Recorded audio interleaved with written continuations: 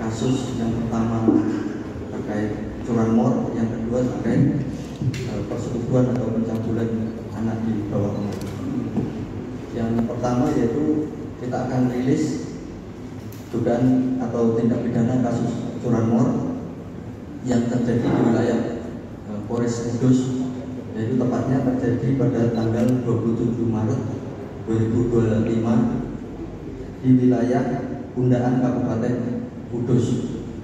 Adapun modus dari pelaku yaitu pelaku berkeliling untuk mencari di rumah-rumah korban sepeda motor yang kuncinya masih menempel. Jadi mereka mencari keliling, apabila menemukan mereka melakukan aksinya. Dalam melakukan aksinya, tersangka ini dibantu oleh temannya yang saat ini masih DPO. Dari kejadian tersebut, tim Resmob Polres Kudus berhasil mengamankan pelaku, satu orang pelaku beserta barang bukti 2 unit sepeda motor. Yang pertama digunakan sebagai sarana, yang kedua merupakan hasil dari kejahatan. Terhadap pelaku kita kenakan pasal 362 KUH pidana dengan ancaman maksimal hukuman 5 tahun penjara. Dari hasil pengembangan, pelaku ini sudah melakukan aksi pencurian di wilayah Kudus mulai dari bulan Januari sampai Maret sebanyak 7 kali.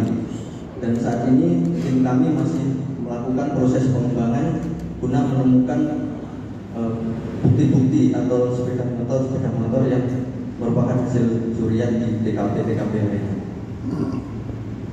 Mungkin itu nanti secara teknis bisa untuk ditanyakan kepada Pak Kasat Reskrim.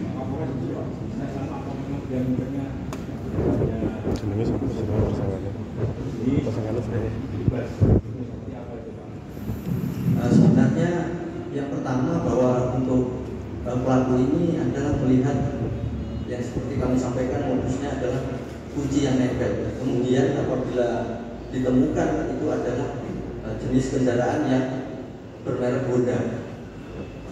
Kebetulan untuk TKP yang tanggal 27 Mei ini adalah sepeda motor yang baru dibeli oleh korbannya. Dari kejadian tersebut, korban mengalami kerugian kurang lebih 20 juta rupiah. Dari Gerobokan.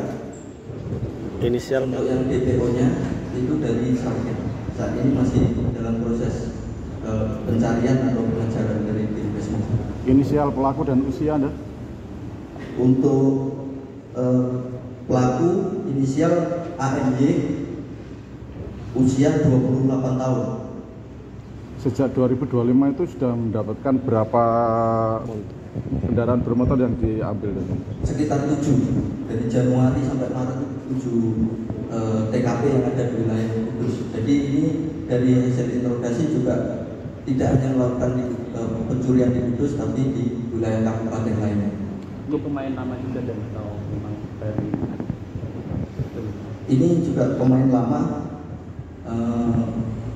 merupakan komplotan, sehingga tim kami masih melakukan terus pengembangan terkait kelompok ini. Maksud?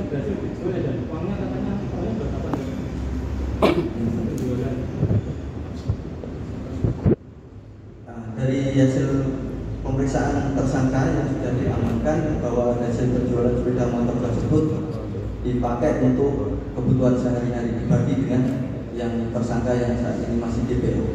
Yang bagian penjualnya adalah atau mencari pembelinya adalah yang saat ini masih DPO. Kami mohon doanya dari rekan-rekan sekalian supaya yang DPO itu bisa segera kita amankan.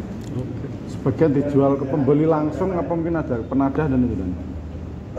Kebanyakan dijual secara online, yaitu dijual di wilayah Blora. Dan itu ada kaitannya dengan tersangka yang ditangkap di Polres Blora? Tidak ada. Tidak ada. Ini beda jaringan.